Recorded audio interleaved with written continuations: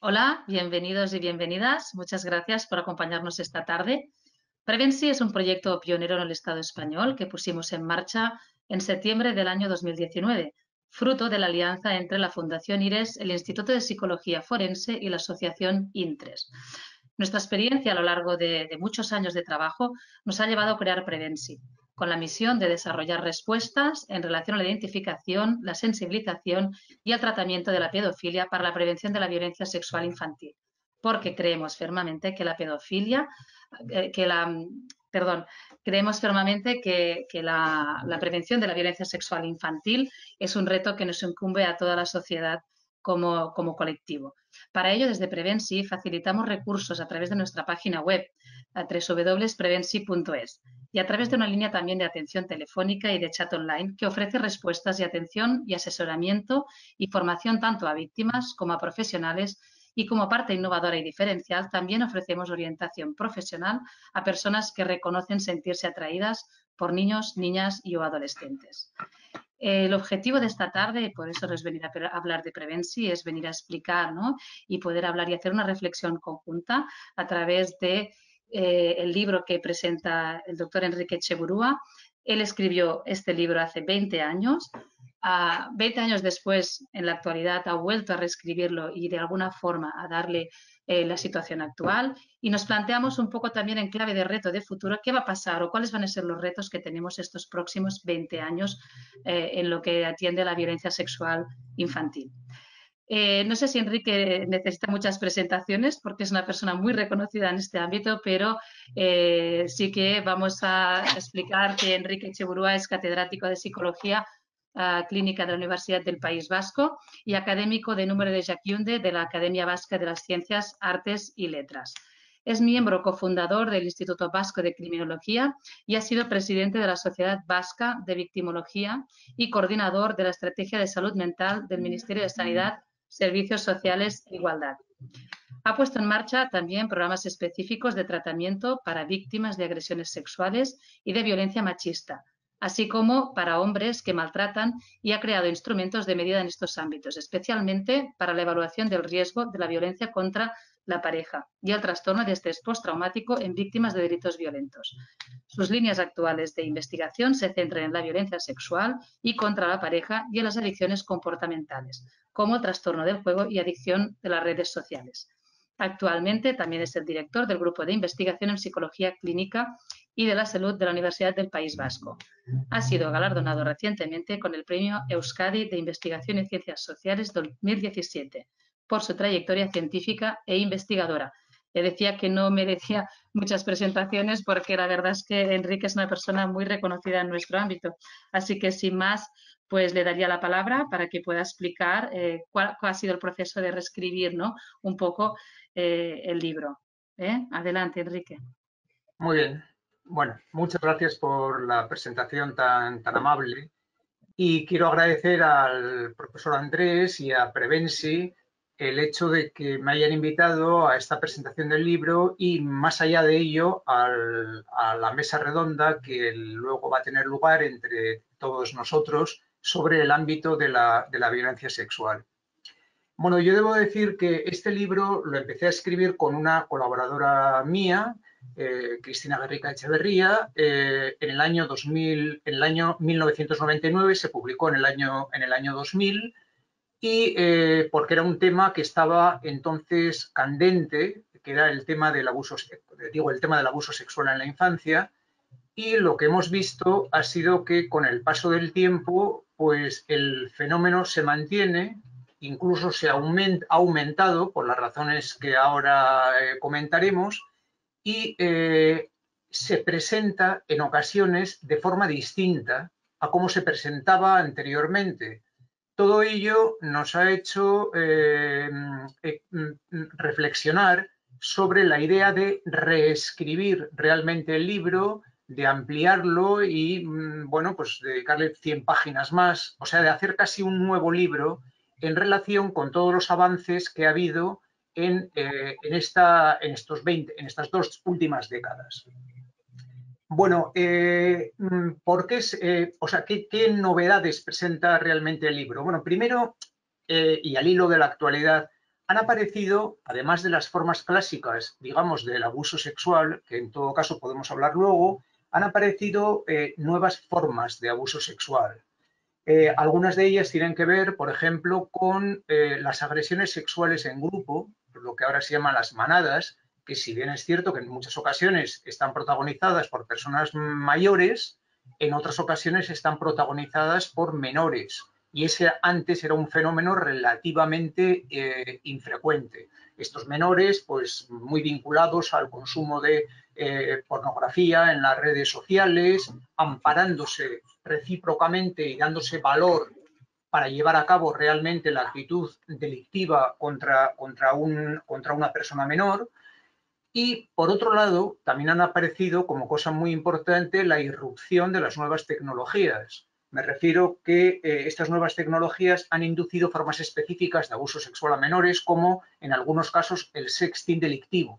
Es decir, aquel sexting que no está consensuado, sino donde una persona utiliza las imágenes, digamos, íntimas que ha podido obtener de su pareja o expareja para, sin su consentimiento, poder difundir realmente a otro tipo de personas y presenta un tipo de victimización que antes, digamos, no existía.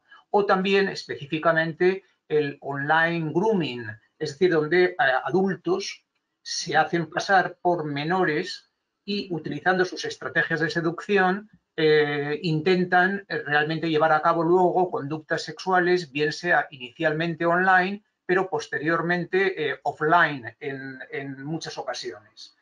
¿Esto qué quiere decir?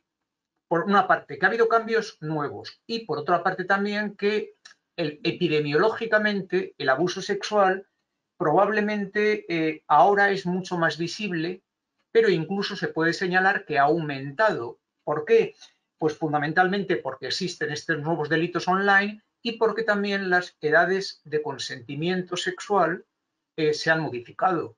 Quiero decir, en España ha habido un cambio brusco que en la época en que nosotros escribimos el libro, me refiero en el año 2000, la edad de consentimiento sexual se situaba a los 13 años, ahora se sitúa a los 16 años. Es decir, que el cambio ha sido de pasar de 13 años a 16 años. ¿Eso qué quiere decir? Que lógicamente hay un abanico de población que está en esa franja de edad y que es susceptible de que las conductas sexuales que se obtengan con ellas respondan a unas conductas de abuso sexual, sobre todo cuando se está llevando a cabo por personas que están alejadas, me refiero en edad, de estas personas. Bueno, además de estas nuevas formas de plantearse el abuso sexual, insisto, sin que esto quite la importancia que tienen las formas tradicionales de abuso sexual intrafamiliar, las formas de abuso sexual entre personas conocidas por parte de monitores, educadores, sacerdotes, etcétera. Ahora todo eso es mucho más conocido, pero esto da una peculiaridad nueva. Ahora hemos conocido, por ejemplo, pues muchos de los casos de abuso sexual en el ámbito del clero y realmente en estos casos, pues muchos de estas situaciones, ahí hasta donde las conocemos, han tenido lugar mayoritariamente en el siglo pasado, pues entre los años, sobre todo en los años 50, 80, digamos, es cuando parece que más masivamente se daba en esa situación, pero las hemos conocido ahora. Y las víctimas, al margen de que el delito haya prescrito, están experimentando ahora un nivel de sufrimiento y están buscando algún tipo de ayuda, de reparación, etcétera, justamente en estos momentos. Bueno, por otro lado, hay que señalar, y trato de abreviar, ha habido cambios judiciales también que se han producido en este periodo de tiempo. Uno de los cambios ha sido la edad de consentimiento sexual, como acabo de precisar. Otro ha sido también el desarrollo de ciertas pruebas judiciales orientadas a evitar la victimización secundaria de la víctima. Se ha desarrollado en concreto lo que son las pruebas preconstituidas, de manera que, por un lado, y por otro lado, se ha producido también un acortamiento del número de veces en que la víctima tiene que declarar realmente el testimonio de lo que le ha ocurrido. Quiero decir que una cosa es la denuncia y otra cosa es el testimonio, la denuncia que incluso además puede presentarla una persona que no tiene por qué ser el propio menor, que puede ser su tutor, el representante realmente del menor, y solo cuando tiene que declarar ante la vía judicial es precisa la presencia realmente del menor. Pero también el sistema de introducir fórmulas de grabación de ese testimonio siempre en sede judicial puede hacer que esa persona no tenga que acudir realmente en ocasiones posteriores ante el juez e incluso puede no tener que llegar realmente a la vista oral en algunos casos, sino que con el testimonio anterior sirve. Bien, esto se ha desarrollado también en los últimos años. Se ha producido también un tercer fenómeno importante, que es la revelación tardía de los abusos sexuales, que eso ha causado un cierto grado de perplejidad. Quiero decir, los delitos sexuales prescriben, bueno, hoy por hoy, digamos, el periodo de prescripción cuenta a partir de la mayoría de edad, es decir, a partir de los 18 años. En los casos más graves, me refiero en los casos en donde ha habido penetración con la víctima, el delito más grave puede oscilar de 13 a 15 años de prisión, con lo cual a los 30 y prescribe ese delito, pues aproximadamente 15 años después, de manera que a partir de los 31 o 33 años, incluso en los casos más graves, ha prescrito el delito. Ahora hay una nueva ley relacionada con la libertad sexual que se está discutiendo, que está propuesta, pero que todavía no se ha aprobado realmente en las Cortes, en donde el periodo de prescripción se pretende que empiece no a partir de la mayoría de edad de los 18 años, sino a partir de los 30 años, con lo cual la prescripción se produciría pues, a los 43 o 45 años. Eso daría un margen mucho mayor para que aquellas personas que quieran denunciarlo puedan hacerlo de forma efectiva sin que haya ese nivel de prescripción. Pero claro, lo cierto es que los tiempos judiciales pues no coinciden siempre con los tiempos psicológicos. Entonces, por distintos motivos, hay personas que cuando experimentan ese nivel de sufrimiento es en periodos de tiempo pues muy posteriores. Bueno, y eso plantea entonces el qué poder hacer con estas personas.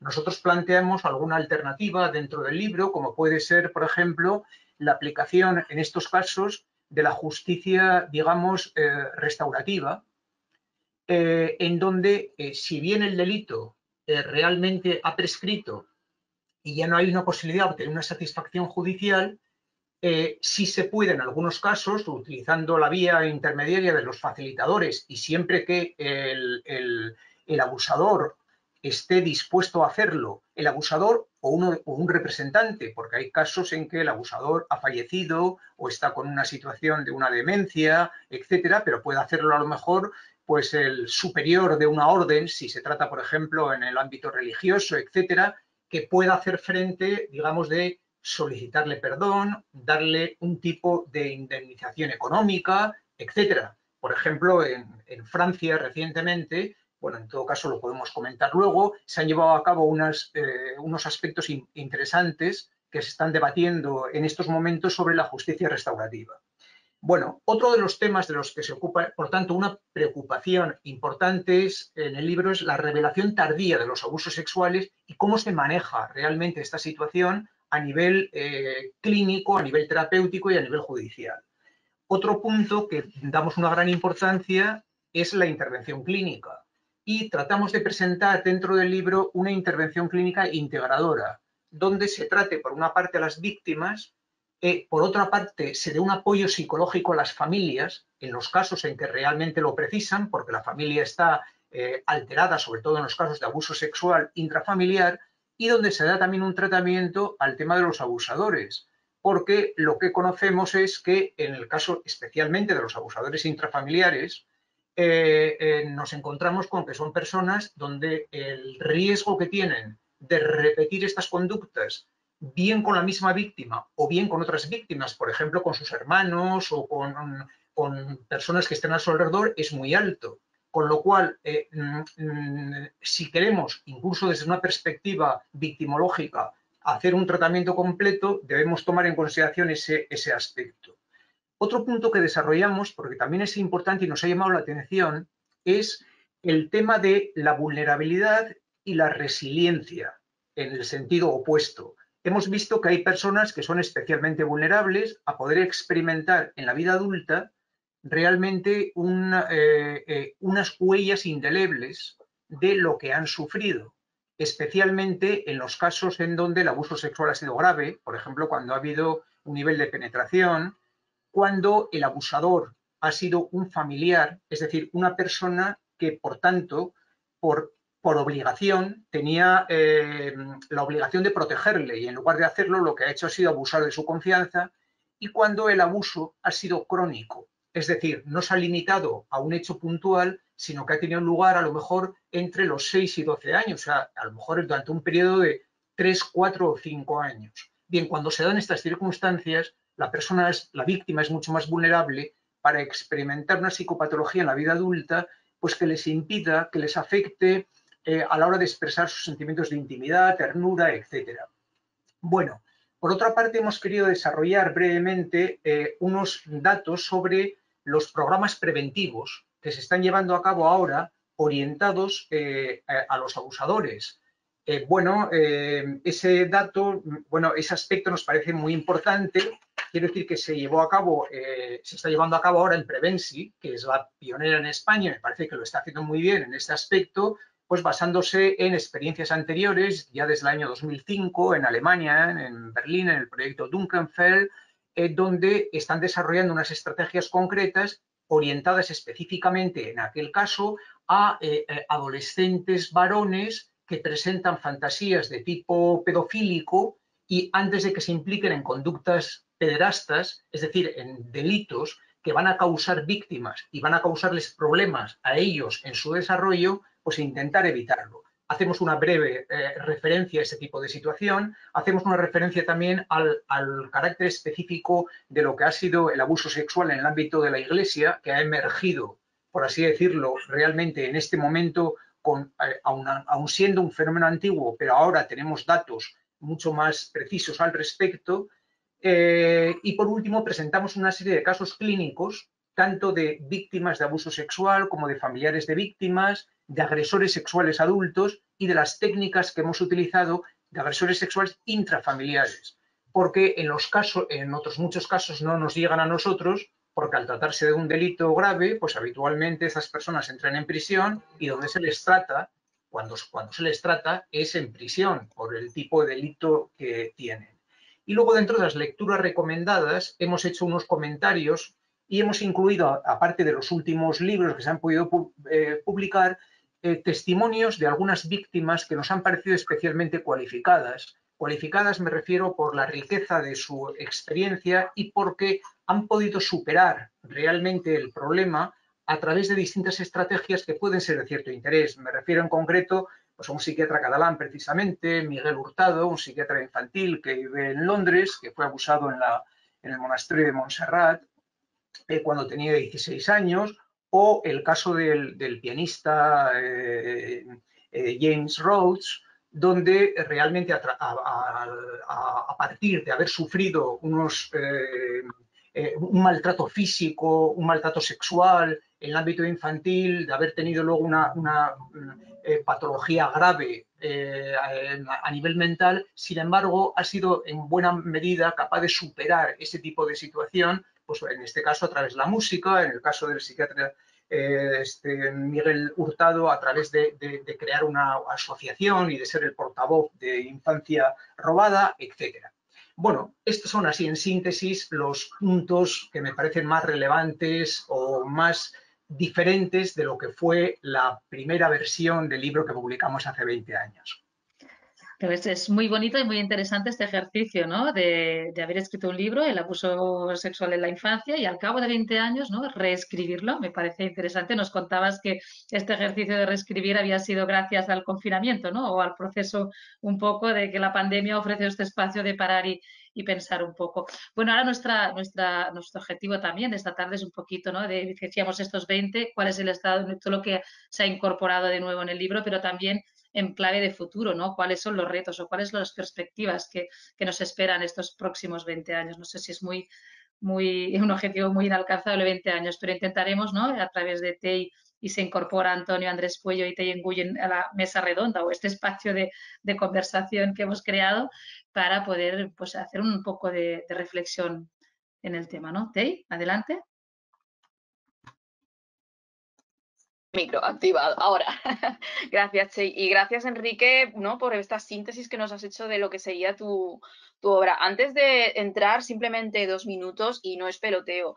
Me ha parecido un libro súper accesible, es decir, no es necesario tener conocimientos, ¿no?, especializados para poder, digamos, adquirir nuevos conocimientos con el libro. En ese sentido, invito a cualquier persona que esté interesada en esta cuestión y que quiera profundizar o tomar un primer contacto con este fenómeno, que de verdad adquiera el libro de Enrique y de Cristina, porque realmente es muy, muy fácil de leer y muy, muy accesible. Dicho esto, Enrique, yo me había preparado varias preguntas, pero por supuesto, como al final esto es una mesa, un espacio de diálogo, por supuesto, cualquier otra cuestión que quieras plantear, estamos abiertos a hablar de ello. Creo que hay una parte que ya has contestado a una de las preguntas que quería hacerte, que era precisamente, ¿no?, que se había incluido en el libro que la edición previa no aparecía, y lo has explicado muy bien. Pero ahora recojo, ¿no?, esto que ha dicho Che ahora para cerrar lo que sería la primera parte, y me gustaría preguntarte, teniendo en cuenta la perspectiva actual, ¿no?, y la perspectiva de futuro, ¿qué crees que acabarás añadiendo de aquí a 10 o 20 años en tu próximo libro sobre el tema? Hombre, pues me parece muy interesante la pregunta. Yo no tengo una bola de cristal para leer el futuro. Lo que sí me preocupa es que este fenómeno se mantiene en aumento, bueno, quiero decir, se mantiene estable epidemiológicamente hablando e incluso en aumento, ¿no? En las distintas revisiones que se han hecho, claro, se habla siempre de cifras que vuelven a repetir los estudios antiguos, me refiero, cuando digo antiguos y rigurosos, que pudieron ser en el siglo pasado, en los años 80, de los estudios de Finkelhor en Estados Unidos, los estudios de López en España, donde, bueno, pues llegaban a hablar de que podía haber hasta un 23% de personas que habían sufrido algún tipo de abuso sexual, etcétera. Los metaanálisis que llevó a cabo en Cataluña la profesora Pereda, pues donde hablaban también de cifras muy altas, ¿no?, que aproximadamente podía haber pues por lo menos un 15% de personas que habían sufrido algún tipo de abuso sexual. El profesor Andrés Puello en alguno de sus trabajos ha matizado de que hay que distinguir, y eso me parece muy importante, cuál es el concepto que se tiene de abuso sexual.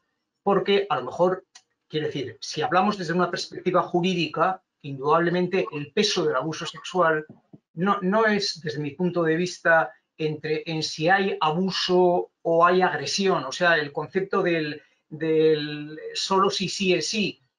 Para mí el concepto fundamental es el consentimiento. Es decir, en el momento en que haya una falta de consentimiento por parte de la víctima, pues indudablemente está bien un abuso sexual, que podrá ser de mayor o menor gravedad dependiendo de los aspectos.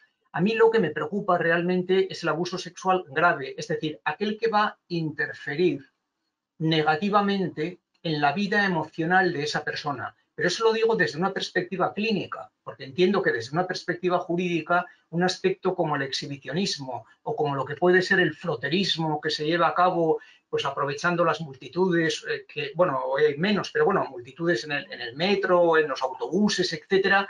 Hombre, son conductas que son delictivas porque realmente no están consentidas por parte de la víctima, pero eso normalmente, digo, no tiene una implicación tan grande.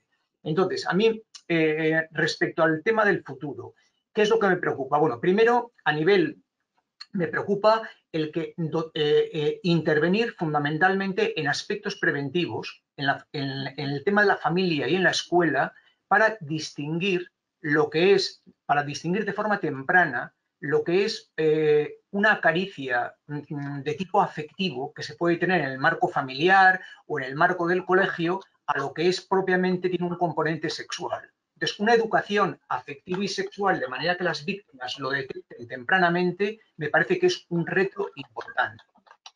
Otro reto importante es, a nivel judicial, evitar realmente la victimización secundaria que se lleva a cabo frecuentemente en el ámbito de las víctimas. Es verdad que la carga de la prueba realmente radica en la víctima y entonces hay una presunción de inocencia que hay que desvirtuar, por así decirlo, en lo que es un proceso penal.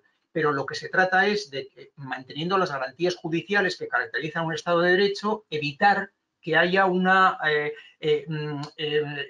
vejación sobre la víctima y que esa victimización secundaria en ocasiones lo que haga es agravar el aspecto psicológico. Me parece que algunas de las medidas judiciales que se están tomando, he señalado antes algunas, lo de grabar en vídeo entrevistas, las pruebas preconstituidas, evitar el que la víctima tenga que repetir muchas veces el mismo testimonio, que a veces se producía una repetición de hasta 6 y 7 veces el testimonio, lo cual, además de la victimización que se produce a nivel cognitivo un deterioro de la calidad del testimonio, porque ese testimonio se va modificando en función de las interacciones que se van teniendo con los distintos operadores jurídicos que puedan realmente ir interviniendo. Me preocupa también, digo, a 10 años vista, como aspecto muy importante, el no estigmatizar tampoco a los abusadores excesivamente. Es decir, una cosa es que esa conducta como tal es inaceptable y, por tanto, hay que aplicar realmente el Código Penal, pero de lo que se trata es de que si una persona detecta que tiene ese tipo de problemas en un momento determinado, pues que se hagan labores como la que está haciendo Previansi. Es decir, sobre todo orientado a una franja de chicos jóvenes donde están desarrollando su sexualidad y si llevan a cabo conductas de tipo, llevan a cabo conductas o tienen fantasías, por ejemplo, fantasías a nivel en sus masturbaciones o en los sueños eróticos, que tienen fantasías reiteradas de tipo pedofílico, pues el que estas personas puedan ponerse en tratamiento. Porque con eso, además de ayudar a las víctimas, o sea, por supuesto ayudamos a las víctimas, pero ayudamos también a estas personas a que puedan canalizar realmente su vida en forma de que puedan acceder a tener unas relaciones sexuales consentidas, bien sea de tipo homosexual, heterosexual, etcétera, pero con adultos o con personas con capacidad de ejercer ese derecho. Me parece que ese es otro camino importante que hay que desarrollar realmente en adelante y no estigmatizar. Me parece también importante que dentro de los programas que se llevan a cabo en prisión, por ejemplo, hay unos programas un tanto genéricos sobre los programas de agresores sexuales, que me parecen de gran interés, por otra parte, y además los resultados de los estudios de los profesores Redondo, bueno, y de distintos estudios que se han llevado a cabo, están obteniendo unos resultados en relación con la reincidencia que son muy esperanzadores. Pero me parece que convendría distinguir, y hasta donde yo sé, eso no se ha hecho claramente, el perfil de lo que son los abusadores sexuales de tipo, especialmente los de tipo pedofílico, de lo que son los agresores sexuales de adultos, que muchas veces están muy entrampados o muy relacionados con lo que es una carrera delictiva en general, cosa que en los abusadores sexuales de menores suelen ser delitos en general más específicos. Esto probablemente nos llevará también a tener que desarrollar programas, me refiero en este ámbito, ¿no? Entonces, estas son algunas de las líneas que me parece de futuro, entre otras. Son unas cuantas, Enrique, y de hecho, bueno, decirte que estoy muy de acuerdo contigo, bueno, en todas, pero especialmente en la última, que tiene que ver con esta distinción en el tratamiento, sobre todo si nos basamos en que, bueno, si hay que de alguna manera intervenir sobre esas necesidades criminógenas y sabemos, ¿no? La evidencia empírica nos dice ya de entrada que es verdad que el perfil, aunque no existe un perfil de delincuente sexual, que el perfil del agresor sexual de víctima adulta, ¿no? Es diferente, es de un tipo más antisocial, del delincuente antisocial en general, más que del abusador, sí que es verdad que, bueno, que creo que es verdad, estoy de acuerdo contigo en que quizá falta esa especialización en ese sentido.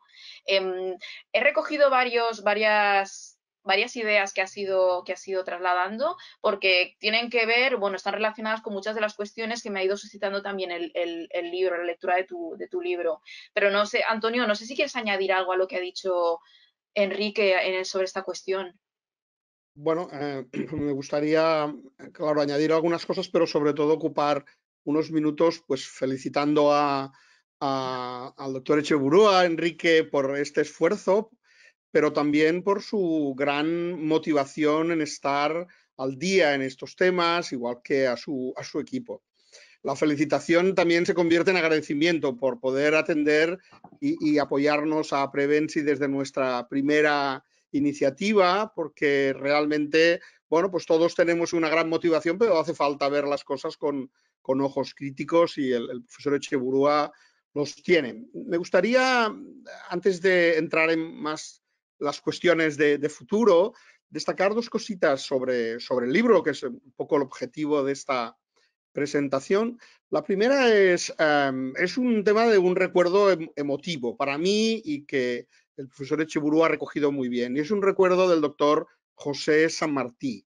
En la introducción del libro, en el prólogo, pues nos indica, yo no sabía que había fallecido recientemente, yo lo recuerdo muy bien porque en los años 90 fue realmente un antropólogo un poco sui generis, porque encabezó la iniciativa del Centro de Estudios de Reina Sofía de la Violencia, que durante casi 15 años fue, bueno, la crisis económica creo que fue la explicación del por qué desapareció, fue realmente un polo de referencia donde tuvimos ocasión, por supuesto, de escuchar aportaciones importantísimas, pero motivó y movilizó muchos recursos. Recuerdo que invitó a Robert Herr, en fin, los principales investigadores a niveles internacionales en el campo de la violencia nos visitaron y convirtió a Valencia en un foco de movilización importante.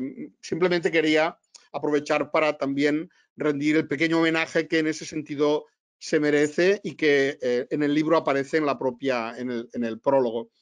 Dos comentarios más a raíz de un poquito del libro. El profesor Echeburúa tiene un perfil que quiero destacar, ¿no? Es un clínico, básicamente un clínico de mente abierta, lo digo porque muchos clínicos no tienen esta visión, como él nos ha dicho, que es una visión muy importante que tiene en la prevención situado el foco de su acción, es decir, hablar de familias, hablar de agresores, hablar de víctimas, es hablar del problema en gran parte de sus dimensiones.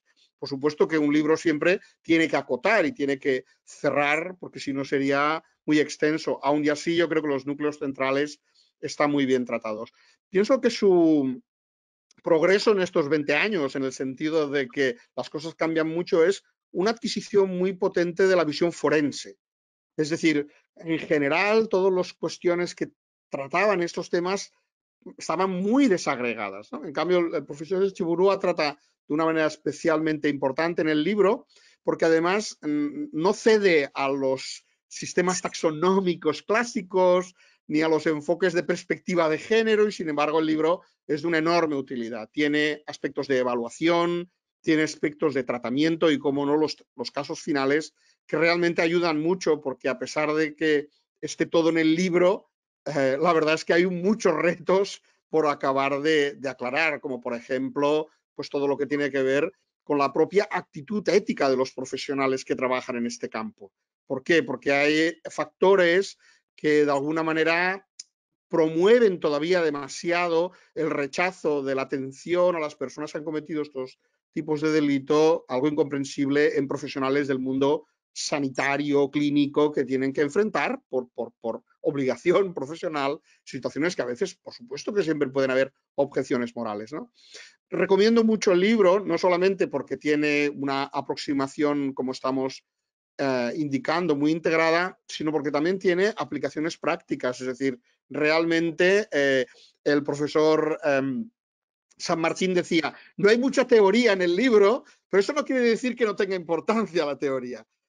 Yo creo que está muy pensado, como otros libros del profesor Echeburúa, que nos han ayudado muchísimo a la actividad profesional cotidiana. Y para acabar, y él sabe que tengo esa opinión de su trabajo, riguroso y sin concesiones a la charlatanería, que en cualquier momento y en temas con una presencia, como estamos viendo estos días en los medios de comunicación tan intensa, pues siempre están dados en fin, a inventar cosas que al final realmente son más dañinas y perjudiciales que eficientes. Así que hay muchas razones para poderle avalar y agradecer su compromiso con todo este proyecto y con nosotros, que quiero destacar, ¿no? tendré tiempo de entrar en la ronda, así que quizás, Tei, vuelves a coger tu guión. Bueno, y de hecho, aprovechando que comentas lo de los casos prácticos, me ha gustado mucho que además lo has comentado aquí, ¿no? El hecho de que se hable de la prevención temprana, ¿no? Con esos chicos, esos jóvenes que ya presentan algún tipo de interés sexual hacia niños, niñas o adolescentes, ¿no? Que en tu libro incluyes también a infractores sexuales juveniles dentro de la parte práctica, ¿no? Y es muy interesante además, ¿no? Que podamos ver, ¿no? Cómo se plasma, ¿no? Ese trabajo con jóvenes, que también es muy importante. De hecho, precisamente, ¿no? Porque sabemos que hay un porcentaje, y en tu libro aparece, y así se comenta en diversos estudios, que de los abusadores de menores refieren, al menos el 50% refiere a haber cometido su primer delito antes de los 16 años, por ejemplo, ¿verdad? Entonces, claro, es un dato a tener en cuenta de cara a intervenir de manera muy temprana. Antonio, Enrique, teniendo en cuenta estos retos de futuro, mi pregunta, quizá un poco difícil de responder, no lo sé, o quizá no, es: ¿España va con mucho retraso respecto a otros países en lo que se refiere a la prevención primaria, secundaria, terciaria de la violencia sexual contra niños, niñas o adolescentes? Bueno, yo desde mi punto de vista no he hecho un estudio comparativo, pero yo creo que vamos bastante más avanzados que otros países en general. Quiero decir, creo que hay una sensibilidad realmente grande, creo que hay muchas personas que están estudiando seriamente el fenómeno, y creo que también desde el punto de vista del gobierno y de la justicia puede en ocasiones haber un tono excesivamente ideologizado desde una perspectiva de género, feminista, etcétera, que puede ser en ocasiones criticable. Pero lo que es cierto es que ha habido unos cambios importantes. Por ejemplo, que la edad de consentimiento sexual se establezca a los 16 años.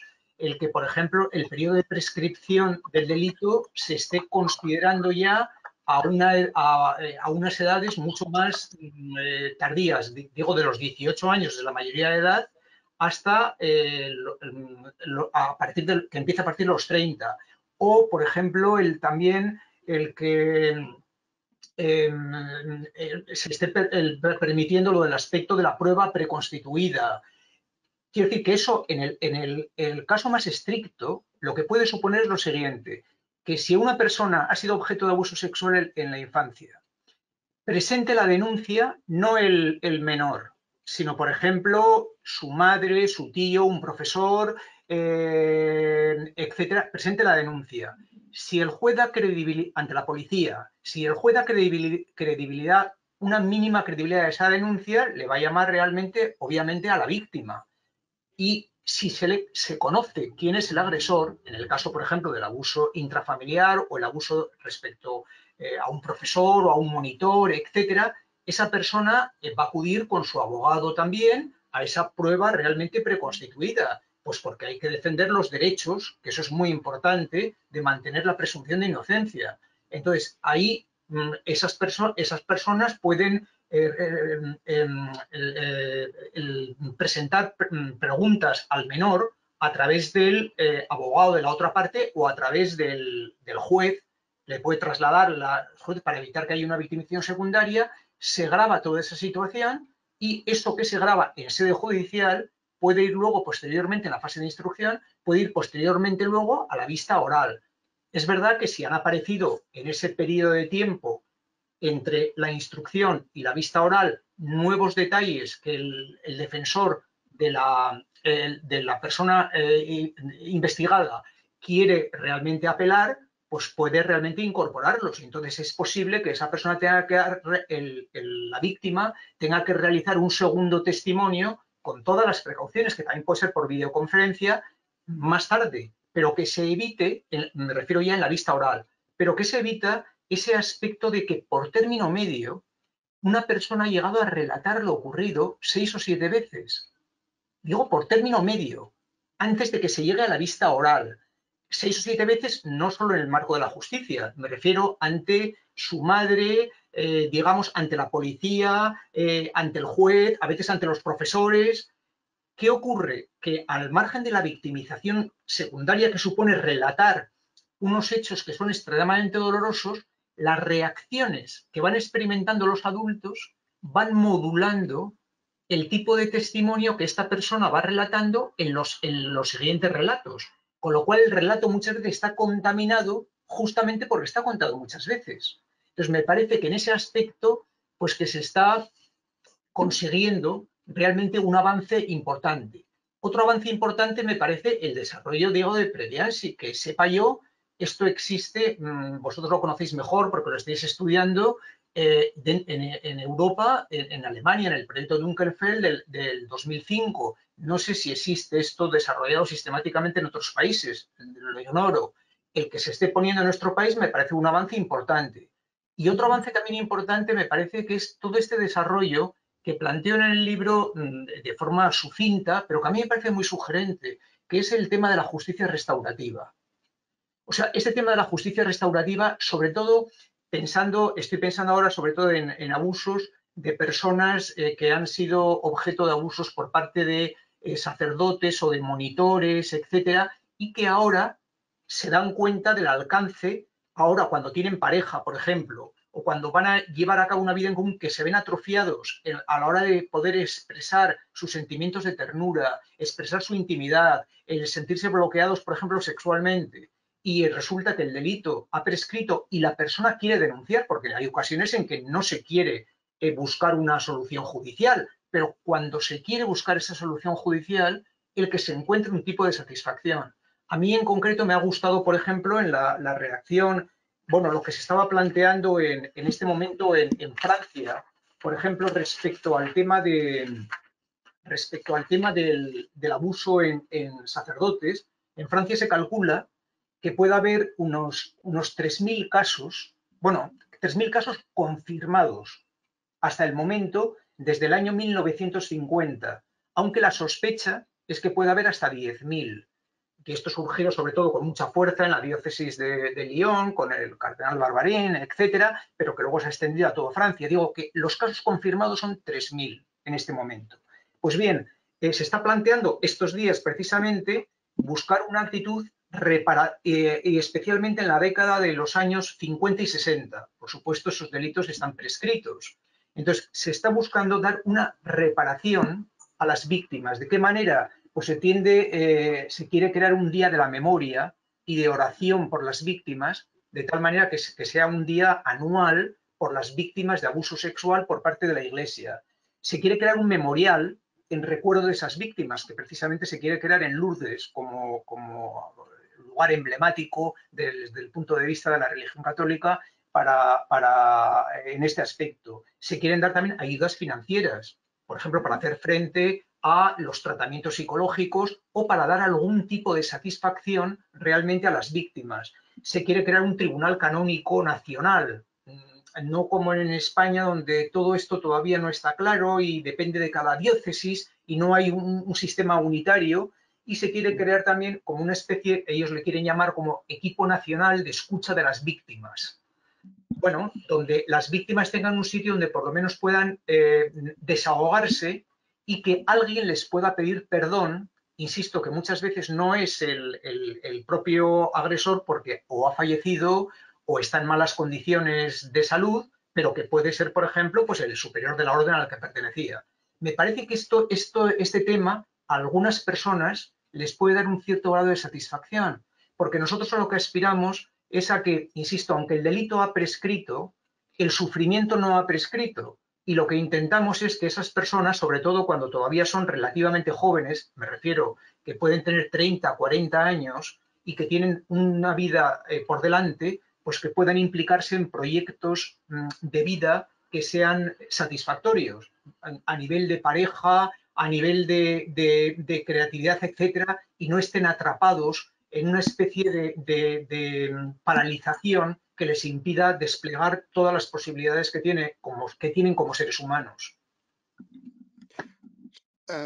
Yo quería añadir un comentario sobre la realidad profesional que decía Tei y que también traslada muy bien el comparar tu primera edición con la actual, ¿no? Cualquiera que lo pueda mirar, y todavía somos muchos los que lo podemos mirar, afortunadamente, para mí la siguiente imagen, no encuentro el adjetivo perfecto, ¿no? Pero la imagen es, hay muchas iniciativas, como por ejemplo nosotros hemos podido desarrollar Prevensi porque a nivel global vivimos en un entorno donde España, en el sentido profesional, tiene una gran sensibilidad. Yo creo que una de las grandes consecuencias positivas, en mi opinión, de todo el gran mare magnum en torno a la violencia de género es la intolerancia genérica que se ha provocado con la violencia, incluido la violencia sexual, que ahora es uno de los focos de interés. Yo creo que eso es muy positivo. Pero ante las posibilidades de incorporar nuevas tecnologías o nuevas maneras de abordar, incluso a nivel legal, España, bueno, con su legislación sobre el consentimiento no está lejos de los países más avanzados. Sin embargo, sí que noto, primero, una gran heterogeneidad dentro de lo que es el Estado español, es decir, lugares, por ejemplo, sorprende que a nivel de programas de tratamiento de adolescentes que han cometido delitos sexuales, pues solo haya un par de programas en lo grande que es nuestro Estado, ¿no? En cambio, hay otros lugares muy avanzados, otros lugares más retrasados y en general noto que a los profesionales les cuesta incorporar innovación en su práctica diaria. Y esto quizás sí que es un reto fuerte porque la sociedad exige con mucha intensidad cambios.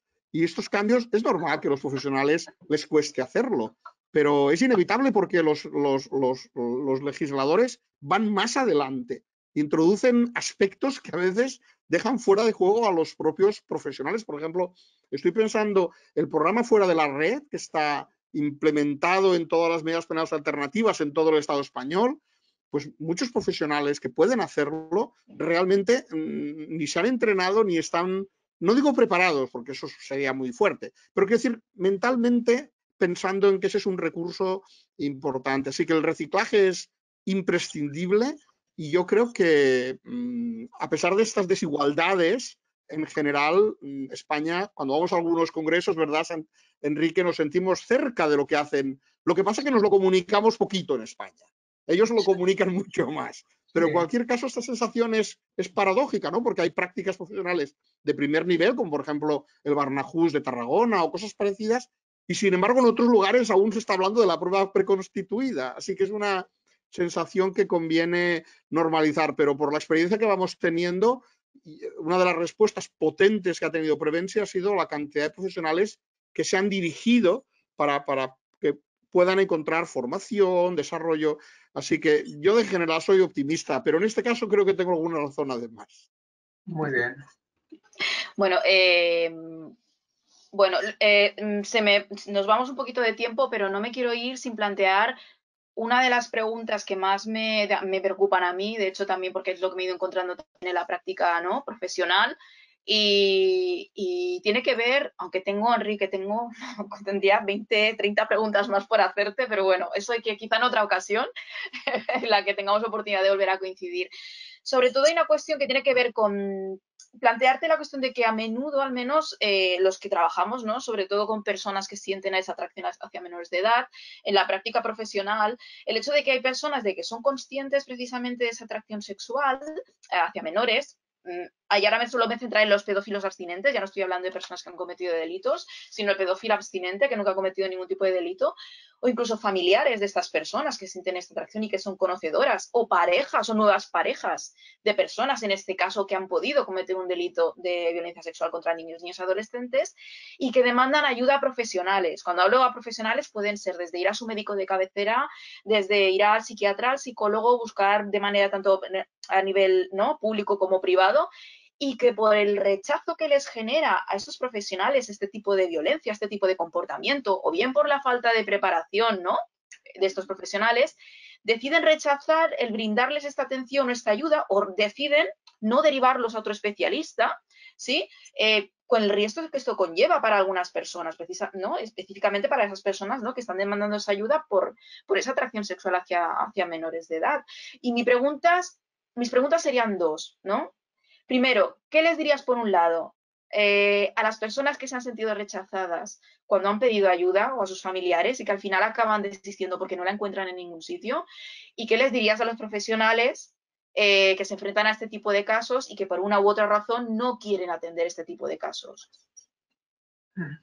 Bueno, vamos a ver. Empezando por la primera parte, lo que les diría es que acudan a un lugar como Prevensi, por ejemplo.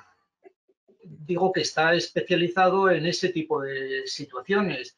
Yo tuve dificultad, en realidad lo que tenemos es que si hablamos de los casos de varones de 12 a 18 años que presenten fantasías de tipo pedofílico, etcétera, y que acudan espontáneamente diciendo que buscando ayuda, son también relativamente pocos. Por lo menos hablo dentro de mi experiencia profesional. Sí. ¿Por qué se da ese tipo de situación? Pues porque ellos de alguna manera intuyen que eso es algo anómalo y bueno, y siempre que ellos además no deseen llevar a cabo ese tipo de conducta. Estamos hablando de fantasías, iba a decir egodistónicas, por tanto que no son congruentes con el deseo que esa persona tiene. A mí me llamó la atención, ya se lo comenté a Antonio en alguna ocasión, que un caso, pero creo que he tenido solo un caso de los que haya visto, de una persona que era un estudiante universitario, que era de otro lugar de España, que vino a estudiar a San Sebastián, que tenía 19 años y que se daba cuenta de que cuando él se masturbaba, pues lo hacía con fantasías siempre de tipo con menores varones en concreto. Cuando tenía también sueños eróticos siempre aparecían menores varones. Cuando iba a buscar pornografía en internet inmediatamente se centraba en ese tema. Entonces él se daba cuenta, pero no había llevado a cabo ninguna conducta de abuso con nadie. Es decir, era un pedófilo, pero no era un pederasta, no se había implicado en conductas delictivas, por así decirlo. Y a esa persona le preocupaba, teniendo 19 o 20 años, pues decir, vamos a ver, a mí me gustaría realmente cambiar. En ese cambio, claro, habrá motivaciones distintas. Una de ellas era, bueno, el que no quería arruinar su vida, porque el reproche penal es muy fuerte por un delito de abuso sexual, lo cual suponía arruinar su vida. Y por otra parte, porque él se daba cuenta de que lo que él aspiraba es a tener unas relaciones, digamos, no quería hacer daño desde un punto de vista ético, no quería hacer daño a menores porque era consciente de que al margen de las distorsiones cognitivas que estas personas pueden tener en muchas ocasiones, que eso iba a, digamos, alterar el desarrollo emocional de las personas a las que podía afectar. Y entonces buscaba ayuda por ese tipo de situación. Este caso, digo, en mi experiencia ha sido excepcional. Lo canalizamos y el caso además está bien enfocado realmente en este momento. Pero en otros muchos casos realmente no acuden. Vamos a ver, y si acuden, acuden a lo mejor por otros problemas, por tener una depresión, por tener otro problema y buscan un profesional. Si a un profesional, por un tema ético, le puede producir cierta repugnancia ese tipo de situación, cosa que es también comprensible en algunos casos, bueno, pues entonces la obligación ética de esa persona es no tratar a una persona que le está produciendo un nivel de, iba a decir, de repugnancia a nivel moral, lo que esta persona siente o experimenta, pero entonces derivarlo a otro profesional que no tenga realmente ese tipo de sensibilidad o que tenga una apertura realmente de mente en donde predomine realmente el beneficio, incluso para los menores, que va a ser el que a esta persona se le trate.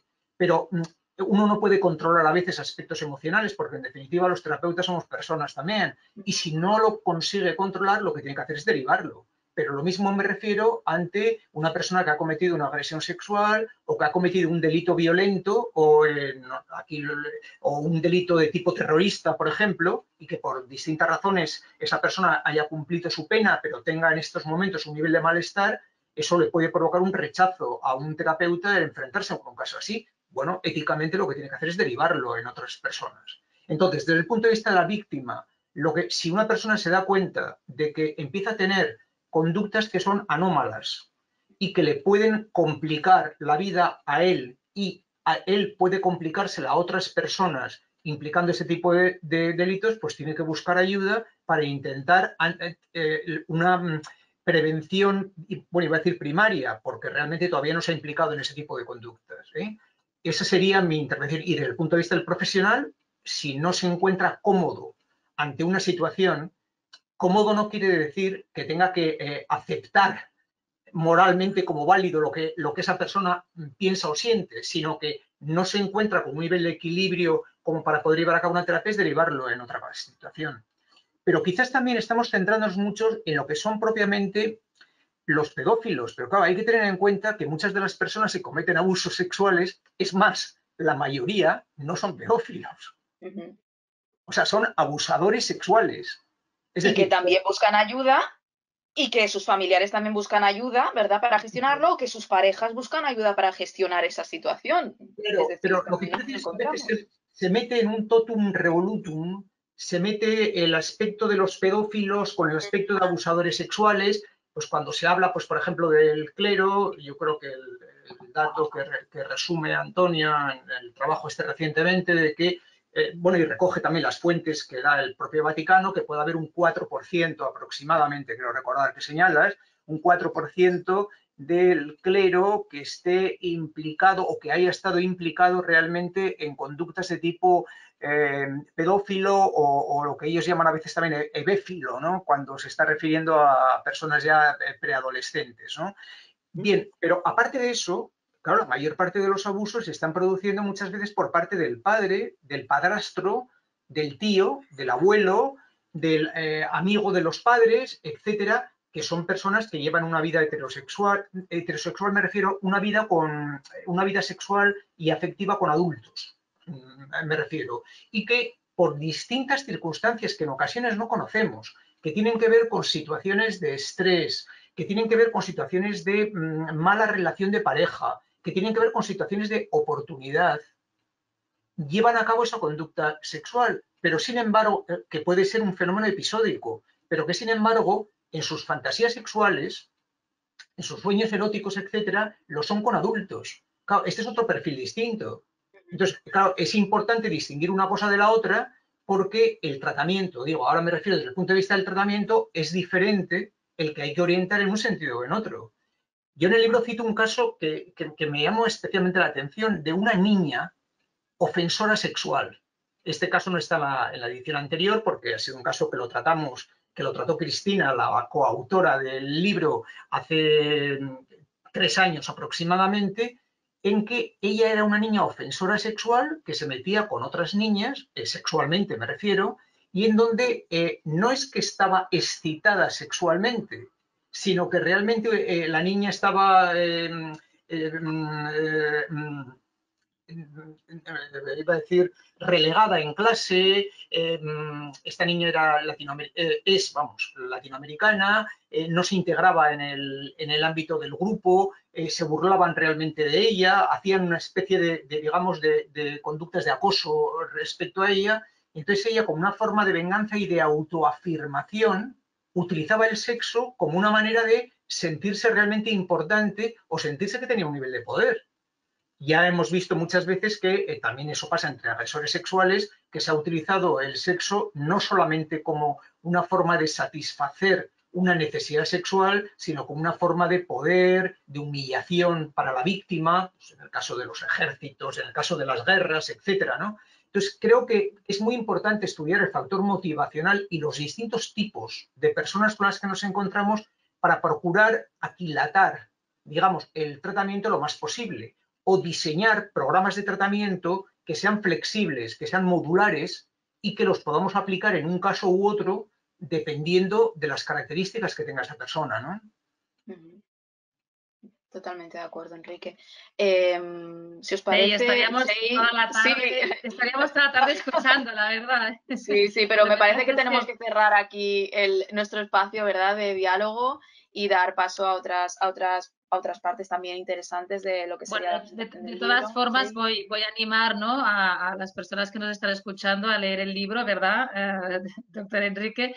El libro Abuso sexual en la infancia, nuevas perspectivas clínicas y forenses, de Editorial Ariel, y que, como él también ha comentado, pues es el autor y la coautora Cristina Guerrico Echevarría. ¿Lo he dicho bien? Sí, Cristina Guerrico Echevarría, sí. Es complejo el apellido. Bueno, así que ahora vamos a dar paso un poquito a Nuria Iturbe, que nos va a explicar, este es un poco el estado de de Prevensi, cuál ha sido la actividad desde que nació Prevensi y un poco el impacto que estamos recibiendo. A partir de aquí daremos paso, si os parece, a poder hacer preguntas. Si hay alguna persona que quiera hacer alguna aportación, cuestión, ir levantando la mano, que os iremos dando paso un poco a medida de que vayáis pidiendo las palabras. ¿De acuerdo? Así que os dejo con Nuria. Bien, muchas gracias. Realmente muy interesante. Se nos ha quedado corto el espacio. Aún así, yo voy a ser muy breve y muy rápida para dejar todavía un rato a preguntas. Si las personas asistentes no tienen, seguro que te podrás sacar alguna de las que le han quedado pendientes. Así que, pero sí que me gustaría aprovechar este espacio que tenemos y a las personas que están hoy con nosotros para poderos contar un poco muy brevemente la experiencia de Prevensi desde nuestro arranque en septiembre de 2019, muy encarada a justo lo que estamos hablando hoy, ¿no? Cerramos el 2020 con 42.846 visitas en la web en un año. La verdad es que fue un arranque bastante potente, pero es que aparte de las visitas en la web, tuvimos 366 contactos directos de personas que acudieron a Prevensi para pedir algún tipo de asesoramiento, ayuda para hacer una consulta, para lo que fuera. Como decía, creo que comentaba Antonio antes, un gran número de estas peticiones también venían por parte de profesionales preocupados ante situaciones de las que necesitaban algún tipo de asesoramiento para resolver. Sí que desde el último trimestre hasta ahora nos está pasando una cosa curiosa en Prevensi que nos parece relevante y que queremos señalar hoy, que es que así como en 2020 de estas visitas que tuvimos en la web, aproximadamente un 11% se centraban en aquel apartado de la web en el que preguntamos, si alguien no lo ha visto, le invito a que entre en la web, se divide en 4 apartados y en uno de ellos se pregunta, ¿me atraen los niños, niñas o adolescentes? Y abre una serie de preguntas que cualquier persona que preocupada ante esta situación puede hacer y un poco dar respuestas al respecto. Pues las consultas que se hacían en la web en este apartado durante el 2020 estaban en torno al 11%. Ocupaba una posición pues, que no era de las primeras de las visitas de la web. Esto empezó a cambiar en el último trimestre de 2020 y en realidad en estos 3 primeros meses de 2021 lo que nos estamos encontrando es que nos ha aumentado muchísimo este número de visitas a la web y ahora mismo esta es la página del apartado de la web más visitado con mucha diferencia. Tenemos este último mes de marzo casi 1000 visitas a este apartado y tenemos un aumento importante de consultas relacionadas con esto.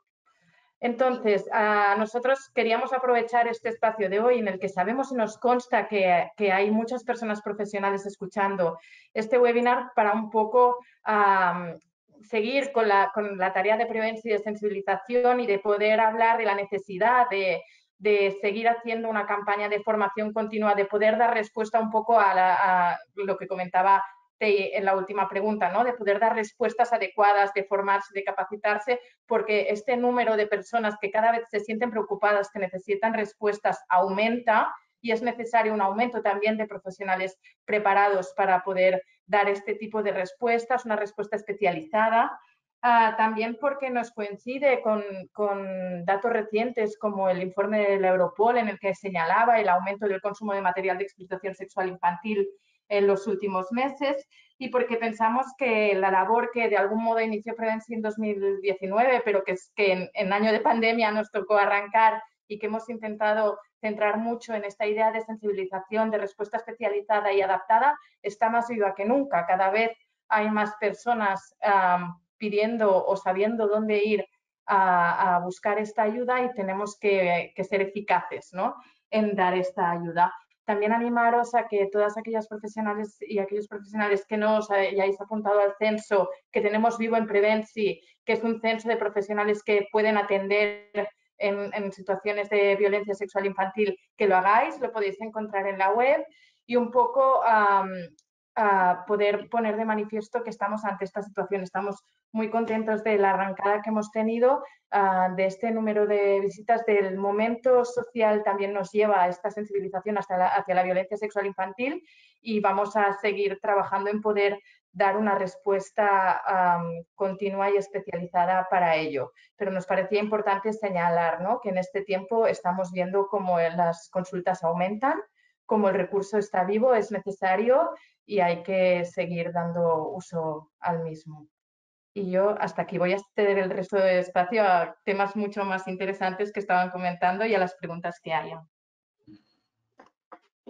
Bueno, entonces vamos a ver si hay alguna pregunta. Si no, como sugería antes Nuria, a lo mejor sería el momento que Tei, ¿no?, si tienes alguna de las que ha quedado ahí dentro, pues que aproveches para hacerla mientras estamos recibiendo ahora a través de o si queréis valorar los datos que acabo de decir, quiero decir, los hemos dicho, os debo decir que son en primicia, los datos son recientes, podéis, no sé, valorar incluso un poco la acogida que ha tenido el recurso, Antonio, Tei, que vosotros también estáis. Yo le cedo la palabra a Antonio porque creo que no le he dejado hablar mucho en nuestra mesa de diálogo.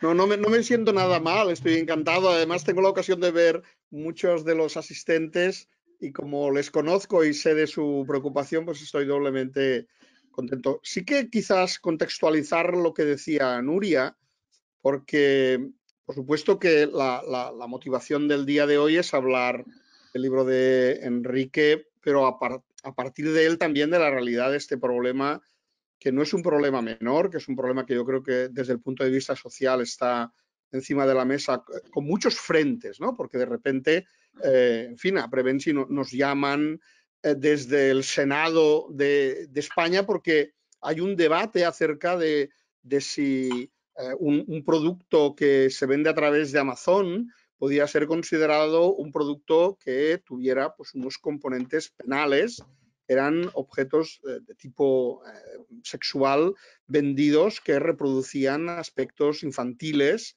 de los órganos genitales, etc. Bueno, la cuestión es que cuando llegan preguntas de esta naturaleza quiere decir que la realidad va muy deprisa y que los problemas que se plantean pues igual le llegan a un policía responsable que está en la aduana de Melilla o en cualquier lugar y tiene que hacer frente a una realidad muy complicada y donde no es fácil encontrar una respuesta fácil. Y por tanto, Prevenci hemos intentado abrir un poco este gran hub que es el lugar donde podemos intercambiar.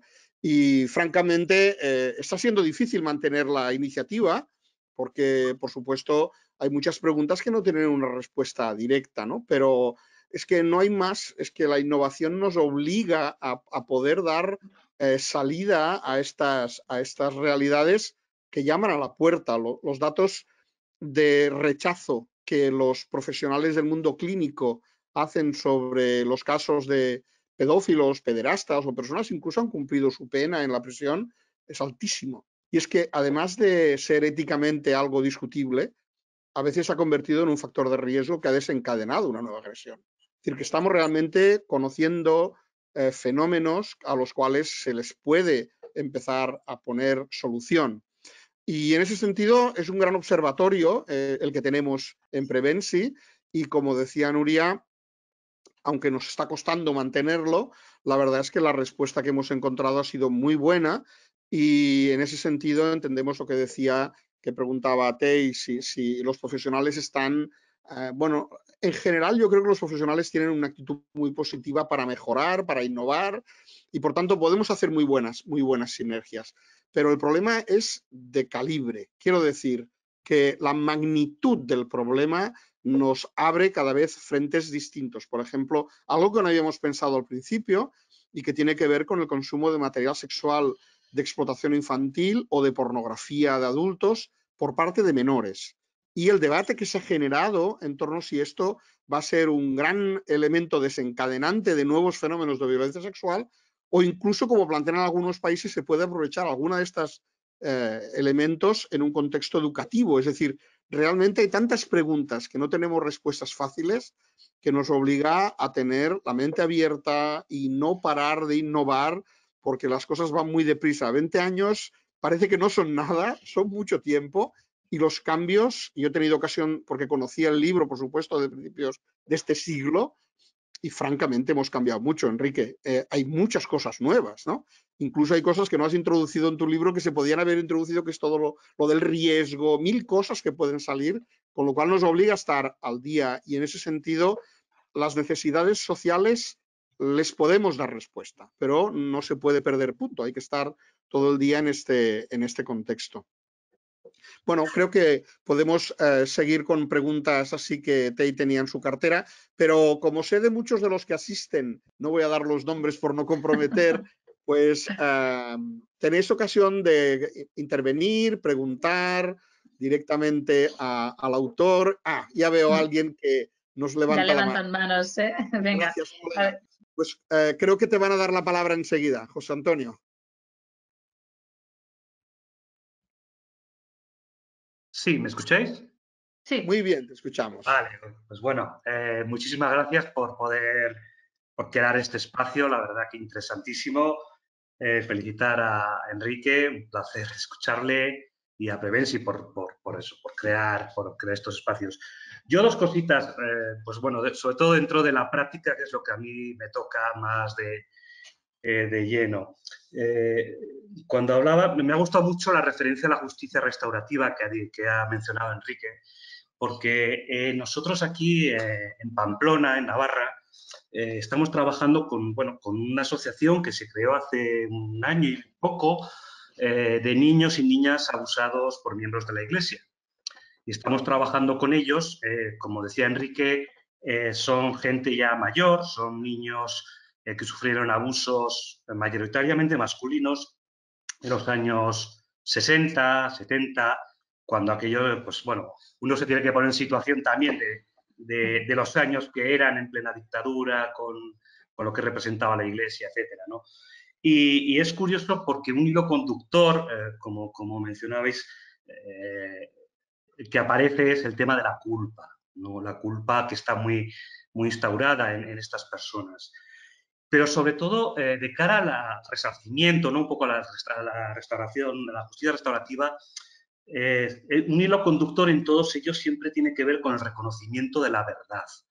Es como si toda la vida hubieran vivido en esa necesidad de transmitir esta idea, ¿verdad? Entonces, no sé qué os parece, o Enrique en este caso, o con el trabajo del reconocimiento, porque es verdad que España es muy heterogénea y dependemos mucho, pues, de cada diócesis, de la sensibilidad que tiene cada lugar, etcétera, ¿no? Y bueno, en lo que nos toca aquí en concreto en Navarra es bastante complicado en este sentido. Y hay una lucha muy importante en esa faceta, ¿no? Del reconocimiento de la verdad. Y un poco, pues, por comentar qué te parecía esto. Y luego, en el trabajo que también realizamos con los abusadores, con los agresores sexuales, yo estoy muy de acuerdo en esto que diciendo que cada vez se va creando programas más concretos, se va hilando cada vez más fino a la hora de trabajar, con la gran variedad que hay. Lo que pasa que yo no sé hasta qué punto luego esto lo podemos llevar a la realidad de nuestras cárceles, de nuestros programas. No, o sea, decir, yo estoy pensando, por ejemplo, a la hora de crear un grupo de trabajo con agresores sexuales en prisión, en la cárcel de Pamplona, y claro, intentamos que sea homogéneo, pero es verdad que al final siempre perdemos, ¿no? Porque es muy difícil poder crear, claro, que sería un trabajo casi individualizado, ¿no? Porque cada uno tiene su particularidad.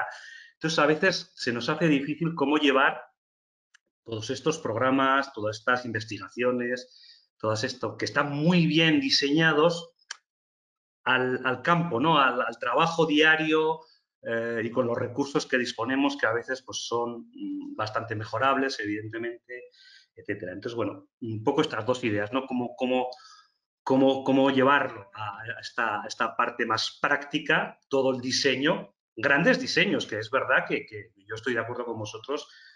Yo creo que, por lo que leo, desde luego España es puntera en trabajo de investigación y de diseño, de programación, etcétera. Un poco esto. Nada, esta era un poquito mis dos dudas. Gracias.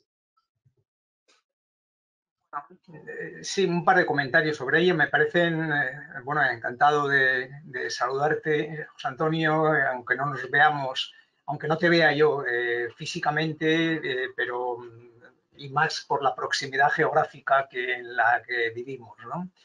Bueno, respecto a la primera cuestión el tema del abuso sexual en la Iglesia, he señalado que en el caso español en concreto está muy focalizado en función de las distintas diócesis en el camino que están siguiendo y entonces ahí hay diferencias notables de unos casos a otros.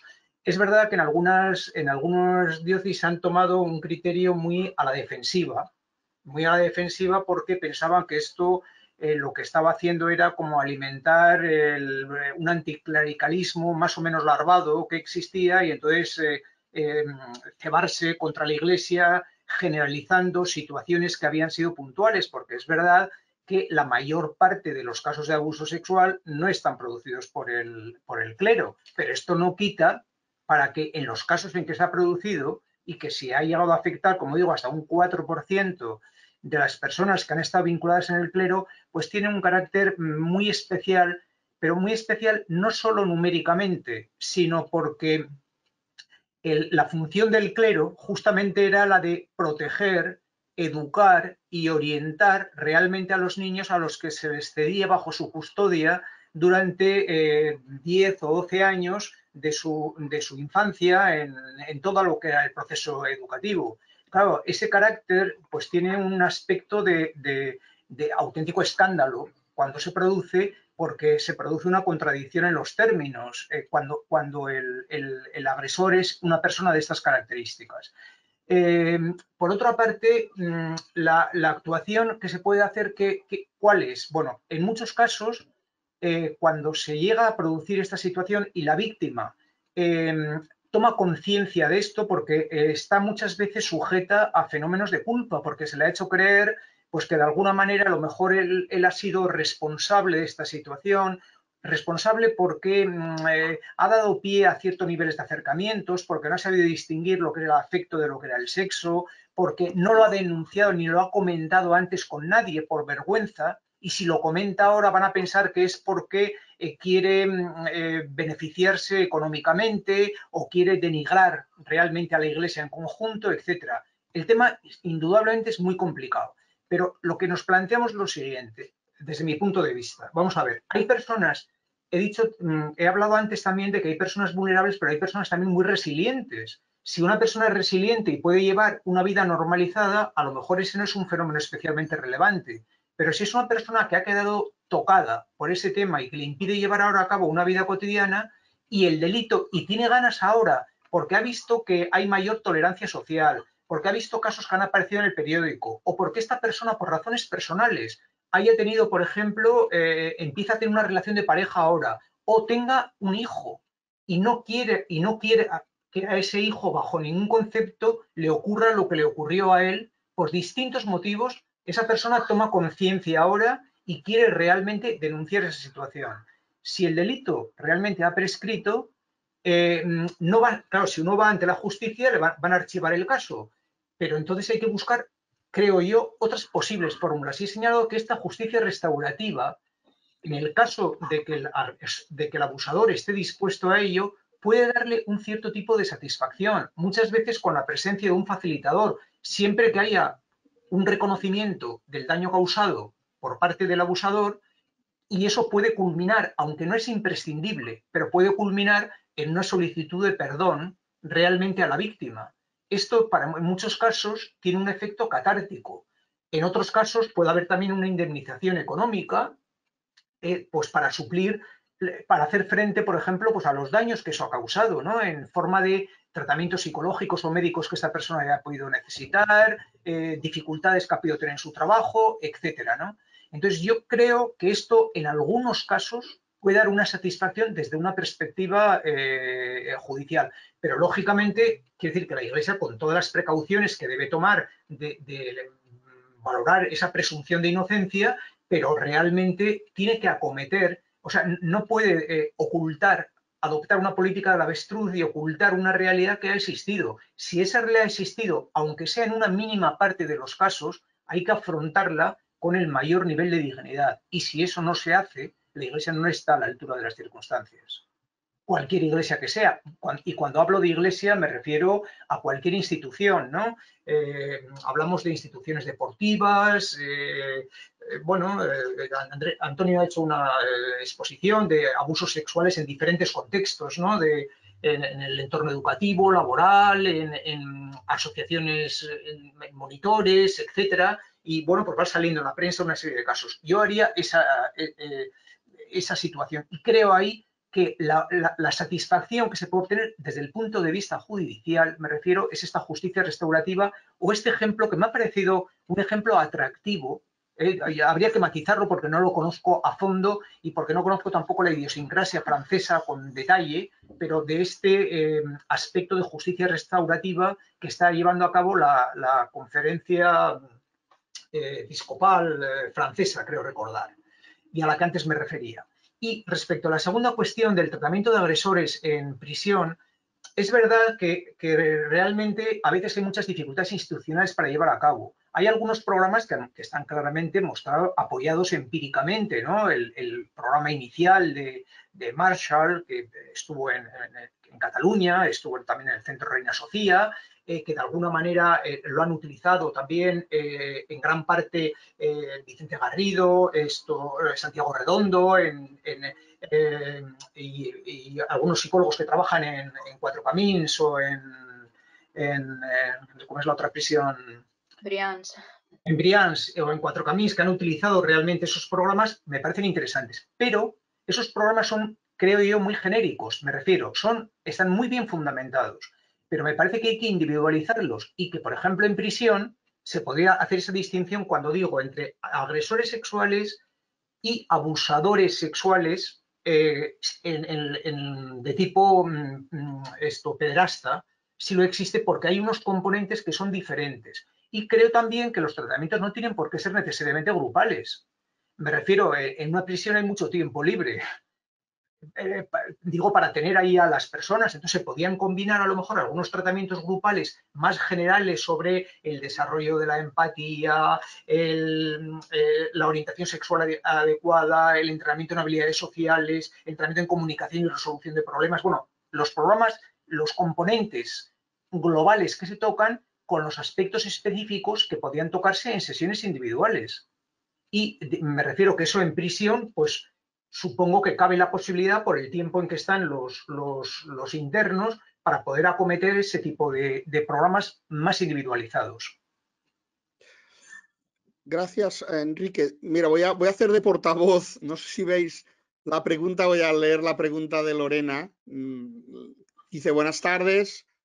Ante todo, agradecer al doctor Echeburúa su libro y todos sus conocimientos que ha trasladado a través de esta presentación, así como las aportaciones del resto de ponentes.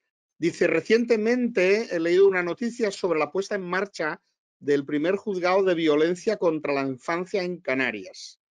¿Creéis que debería reproducirse en el resto de España y ayudar de este modo a evitar la victimización secundaria? Y por otro lado, me gustaría saber la posición que tiene respecto a la ideología feminista o con perspectiva de género que ha dejado entrever en lo comentado anteriormente y cómo considera que esto puede afectar al avance en todos los puntos tratados. Bueno, vamos a ver. Me parecen de gran interés ambas preguntas y desde luego son como para desarrollarlas en extenso, ¿no? Y además son temas polémicos. Vamos a ver, soy un poco escéptico también en cuanto a la creación de juzgados muy especializados, porque el problema es que eso es probablemente factible digamos, en las grandes ciudades, el que se puedan crear y entonces el que haya jueces y magistrados que estén, digamos, especializados y rodeados de un equipo, me refiero, por ejemplo, del equipo psicosocial o dentro del Instituto de Medicina Legal y Ciencias Forenses, el que tengan psicólogos especializados en ese campo concreto, pues me parece fenomenal. Lo que pasa es que, claro, España es muy heterogénea y entonces existen otros muchos lugares en donde probablemente no sea factible por un nivel de falta de recursos la creación de juzgados súper especializados en este ámbito. Por tanto, como idea, por lo menos en las grandes ciudades o en los lugares en donde esto es posible, especializar realmente a jueces que estén apoyados, porque muchos de los problemas de infancia, pues un juez está muy limitado para poder llevar a cabo muchas medidas, desde en el ámbito civil también, como pasa con las custodias compartidas, como pasa con los divorcios contenciosos, etcétera, en donde el juez, para tomar medidas, pues tiene que asesorarse, digamos, psicológicamente a través de los equipos psicosociales, o en los casos, por ejemplo, de violencia de género, pues a través de los institutos de medicina legal y ciencias forenses, ¿no? Entonces, creo que la idea puede ser buena, pero me parece que en un entorno limitado, que no se podría llevar a cabo probablemente de forma genérica, ¿no? Y luego, respecto a la segunda cuestión, vamos a ver, el tema, la perspectiva de género realmente me parece de interés, porque realmente el término de víctima es femenino, y la mayor parte de las víctimas, excepto en los casos que tenemos de los abusos en el ámbito de la Iglesia, donde la mayor parte de las víctimas son chicos, ¿no? En el caso de las víctimas, pues puede darse el caso de que entre el 70 al 85% se trate de víctimas femeninas dentro del tema del abuso sexual. En el tema de las víctimas de agresiones sexuales, pues también en la mayor parte de los casos nos encontramos con víctimas mujeres. Cuando vemos gente que está metida en prisión, de ese 5 o 6% que pueda haber en prisión de agresores sexuales, todos son hombres. Digo que las mujeres son una excepción en este aspecto, ¿no? Entonces, quiero decir que el término de víctima realmente es mujer. Entonces, que desde la perspectiva de la mujer se haya hecho ver las insuficiencias que se presentan a nivel legal o a nivel de protección realmente por parte de las mujeres, a mí me parece un aspecto muy positivo. Otra cosa es cuando eso se lleve a unos niveles, me refiero, de ideologización excesiva, que puede ser problemática. Me estoy refiriendo, por ejemplo, dentro de la nueva ley de consentimiento, donde se va a abordar el aspecto del consentimiento sexual, lo de solo sí es sí. Eso plantea un problema también a veces importante, porque si hay que decir expresamente que una persona accede a tener una relación sexual, claro, la otra persona tiene que interpretar si en ocasiones dentro de lo que es el lenguaje sexual hay muchos gestos, mensajes verbales y extraverbales. Y por tanto hay una labor de interpretación que en un momento determinado realmente se puede llevar a cabo. Claro, no se trata de firmar una hoja de consentimiento informado cuando se va a llevar a cabo realmente un tipo de relación sexual. Entonces, me parece que el problema ahí es y esa distinción de que desaparezca el abuso y la agresión sexual, desaparezcan como categorías y se incluya en una única categoría con distintos componentes de gravedad, me parece que puede ser problemático, porque me parece que a mí la clave es el nivel de consentimiento. Pero claro, la carga de la prueba tiene que ir lógicamente en que la persona en principio cuenta con una presunción de inocencia. Entonces me refiero que si puede haber un exceso en ese aspecto, creo que eso podría crear problemas y que podría crear ciertas dificultades. Entonces hay que evitar un poco la idea de que todo hombre es un violador en potencia, por así decirlo, y de que muchas de las veces dentro del juego sexual o afectivo erótico que se plantea en el ámbito de una pareja, pues están dando distintos niveles de consentimiento. Es verdad que una persona puede consentir para cierto tipo de juegos eróticos, pero no consentir para otros juegos eróticos. Y entonces realmente ahí es donde se debe establecer el freno. Pero ese freno me parece que es difícil estipularlo realmente a través de una ley y a través de por escrito de que figure concretamente el que la persona, para dar el salto siguiente al juego erótico más avanzado que esté más cerca de llevar a cabo, por ejemplo, una penetración, que implique en todo momento que la persona va dando síes explícitos.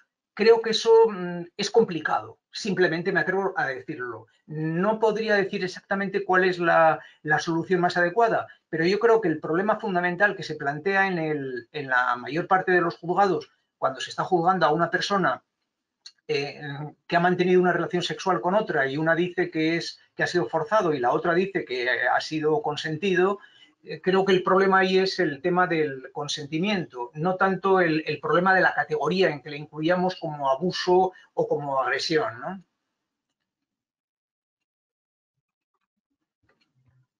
Bueno, no sé si tenemos más preguntas. En todo caso, estamos llegando a la Hay hora. una por escrito, hay una breve, si os parece, antes de ir cerrando, Ujú.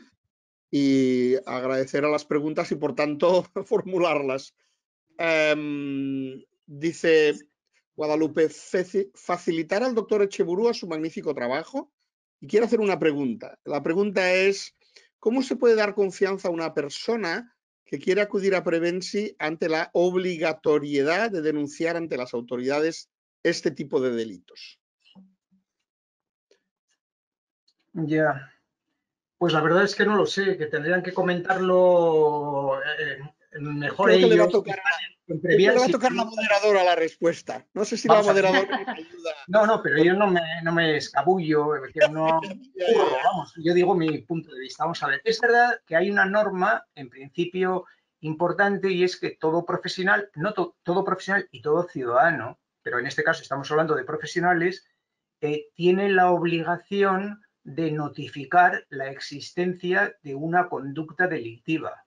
O sea, si una persona ha cometido un delito, tiene obligación realmente de notificarlo, de ponerlo en conocimiento del fiscal, si se trata de una persona de menores, etcétera. No puede escudarse en el secreto profesional cuando se ha cometido un delito, y especialmente cuando hay perspectivas de haber cometido, de que ese delito vaya cometiéndose. O sea, quiero decir, otra cosa es que yo he visto un caso, por ejemplo, pues de una persona que consultaba por un problema de una depresión, y haciendo la historia clínica, esa persona relató que en un momento determinado había cometido una conducta de abuso sexual. Digo, hace unos años.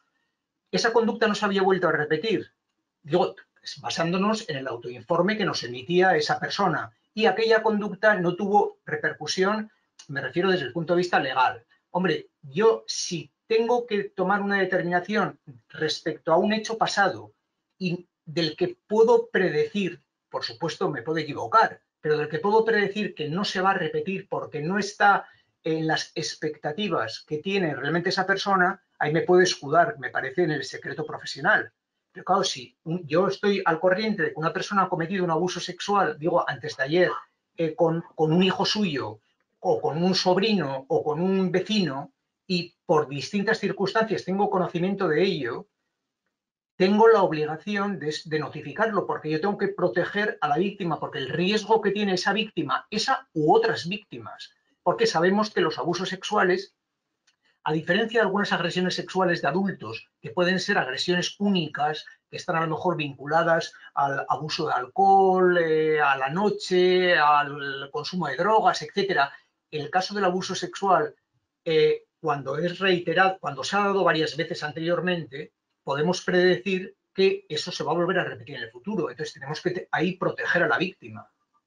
Entonces, no sé, por eso hasta donde yo conocía, pero a lo mejor no es exactamente así, hasta donde yo conocía el proyecto Dunkelfeld estaba orientado a personas que tenían, sobre todo, fantasías de tipo pedófilo, pero no habían llevado a cabo conductas sexuales de tipo pederasta, con lo cual esas personas no eran delincuentes, o sea, no habían cometido un delito, perdón, no me gusta calificar a una persona con un término, es decir, no habían cometido un delito y por tanto eran susceptibles de tratamiento. Ahora, en el caso de que lo hayan cometido, pues la verdad es que no sabría decirlo. Mi reflexión general es la que acabo de precisar, pero que digan ellos a ver cómo enfocan ese tema. Bueno, aparte sí, de ratificar lo que has comentado, ¿no? Respecto al secreto profesional y precisamente, ¿no? Valorar, ¿no? Si ese delito que se cometió, ¿no? Existe un riesgo de volver a reiterarse. Un matiz respecto al Dunkelfeld es que el hecho de que desde Alemania se pueda llevar a cabo un proyecto de este tipo, que incluye tanto a personas que sienten esa atracción como a personas que han consumido material de explotación sexual infantil o que cuentan con antecedentes de abuso sexual, es que cuenta con una legislación que de alguna manera, ¿sí?, ampara que esas personas puedan recibir tratamiento. ¿Cómo se cuida precisamente, ¿no?, que no se traspase ese límite, ¿no?, en relación a tengo la obligación de notificar como profesional, sí o no? Todas las personas que participan en la terapia en el proyecto Dunkelfeld no tienen nombre ni apellidos. En el momento en el que llaman, se les asigna un número, un código. Y ese es el código al que se va a referenciar siempre esa persona o al que nos vamos a dirigir a esa persona cada vez que hablemos con ellos. Es decir, los terapeutas, los profesionales, no tienen ningún dato personal de la persona que acude a ese servicio. Y cuando nosotros les planteábamos esa pregunta precisamente, ¿qué hacéis si en algún caso, ¿no? Hay elementos, ¿no?, fehacientes que me dicen que esa persona está en riesgo de... Dicen que han sido muy pocos casos y que sí que se han visto obligados a informar, pero que de alguna manera, dado que la legislación les ampara y por otro lado ellos ya tienen un protocolo en el que cualquier persona que acude está totalmente anonimizada, pueden llevar a cabo el tratamiento a pesar de que conozcan alguna situación pasada de consumo de material de explotación sexual infantil o de un abuso sexual que, aunque no haya sido denunciado, ¿no?, hay, digamos, cierta probabilidad, ¿no?, de que no se va a volver a cometer. Entonces, en ese caso, así es como actúa Dunkelfeld y por lo tanto sí que puede acoger a este tipo de personas, no solamente... Pero es verdad que, como tú dices, tienen ese proyecto también para adolescentes. Es decir, son dos proyectos conjuntos, ¿no?, paralelos, pero conjuntos. En el caso de Prevensi, ¿cómo se puede animar a una persona? Bueno, primero, teniendo en cuenta que cada vez que una persona acude a Prevensi, sea vía chat, sea, ¿no?, teléfono, llama a Prevensi, se le advierte que en el momento en que, a pesar de que la conversación que se tiene con esta persona es anónima, ¿sí?, si esta persona en algún momento nos refiere datos en las que hay un menor implicado en una situación de abuso sexual, un menor identificable, en este caso, Prevensi procede a notificar. Claro, porque la diferencia es que aquí no se está haciendo una intervención terapéutica con esta persona. Se está de alguna manera atendiendo esta primera demanda, ¿sí?, para poder asesorar, para poder buscar luego un recurso, ¿sí?, específico en el territorio de la persona que, claro, al ser una cobertura nacional en este caso, muchas veces lo más adecuado, se valora que lo más adecuado a la hora de intervenir es intervenir de manera presencial y no virtual. Las personas que contactan, por ejemplo, a través del chat, también lo hacen a través de un código anonimizado. Por lo tanto, ellos ya cuentan, ¿no?, con esa seguridad de que todo lo que vayan a explicar ahí, a no ser que de alguna manera sea identificable, ¿no?, nos esté explicando un delito y sea identificable ese menor o esa persona que nos está escribiendo y nos está relatando esto, pues, pero siempre, cada vez que se inicia una conversación, cualquier persona que inicie una conversación con Prevensi, se le advierte de esta premisa, en ese sentido. Y aún así, creo que a pesar de esa premisa, la gente sigue llamando, la gente sigue consultando, hay gente, ¿no?, que cuando tú le escribes eso, te dicen, ya lo sé, el otro día hablé contigo, soy el mismo. Es decir, y siguen aún así, ¿no?, reiterando esa demanda de ayuda o esa demanda de asesoramiento, o simplemente de escucha, necesito que alguien me escuche, ¿no? Pero bueno, es la manera, claro, por eso la pregunta en relación a lo que comentaba Lupe, ¿cómo damos esa confianza a personas que, ¿no?, que nos pueden estar relatando y que nosotros tenemos la obligación? Bueno, tiene esos matices que comentas tú, Enrique, ¿no?, que tiene que ver con, ¿no?, valorar todas esas cuestiones y tiene que ver con, bueno, qué niveles de seguridad, ¿no?, ponemos en marcha para poder garantizar que esas personas también nos puedan referir o nos puedan trasladar sus preocupaciones. Muy bien. Íbamos a cortar, pero tenemos una última palabra, porque nos ha pedido más de voz, así que si le abrís el micrófono a Rosa María, estaremos encantados de escucharla. Hola, ¿me escucháis? ¿Me escucháis pero no me veis, verdad? No, vale. Te escuchamos pero no te vemos, sí. Buenas tardes, soy Rosa, trabajo en medio abierto penitenciario en las prisiones de Cataluña. Nos conocemos, Enrique, porque te invitamos hace unos años a Cataluña para el centro de estudios para que nos hicieras una charla sobre la víctima y que fue estupendo. Y como siempre, eres muy pedagógico. Entonces yo tenía una consulta respecto al libro en concreto. Cuando describís el perfil demográfico y psicopatológico de los pedófilos, ¿no?, decís que, bueno, que hay predominancia preponderancia masculina, y las razones que dais, entre otras, una es que porque hay una mayor indefinición de la orientación sexual masculina, y a mí esto me sorprendió, igual lo debería de saber, ¿no? Pero me sorprendió que uno de los motivos por los cuales haya preponderancia masculina, entre otros que me presentáis, sea que hay más indefinición de la orientación sexual masculina. Bueno, yo me quedé con esto y lo subrayé y me gustaría poder compartirlo y a ver si lo he entendido bien. Esto era una pregunta y después un comentario en relación a a lo que has comentado de la justicia restaurativa, estoy totalmente de acuerdo, que deberíamos de trabajar más la reparación y la restauración, porque es lo que más sana al agresor y a la víctima. Y esto es algo que yo creo que tendríamos que dar un paso adelante. Evidentemente, primero tiene que haber un reconocimiento explícito, un reconocimiento de daño causado. Eso es muy complicado, pero bueno, pero que comparto mucho esta idea que has comentado. Y bueno, pues la pregunta es muy concreta. Si lo he entendido bien, que hay más indefinición de la orientación sexual masculina que de femenina. Muy bien. Bueno, vamos a ver, respecto a la segunda cuestión, solamente un comentario que yo creo que vamos a ver, además en los próximos años, este desarrollo de la justicia restaurativa, no solamente en el ámbito del abuso sexual, sino en otros campos también concretos, porque se sabe que a veces produce una victimización el mero hecho de estar en contacto con la justicia. Entonces, quizás el criterio es que hay que cambiar el esquema de la justicia, digamos, distributiva o de la justicia punitiva, el que la hace la paga, por sustituirlo por el que la hace la repara. Es decir, que ese me parece que es el elemento diferenciador y que el objetivo que nosotros intentamos es satisfacer a la víctima por una parte y rescatar a la persona que ha cometido un delito, fundamentalmente y mucho más si se trata de una persona relativamente joven y por tanto que la podemos reintegrar en sociedad con arreglo al mandato constitucional, etcétera.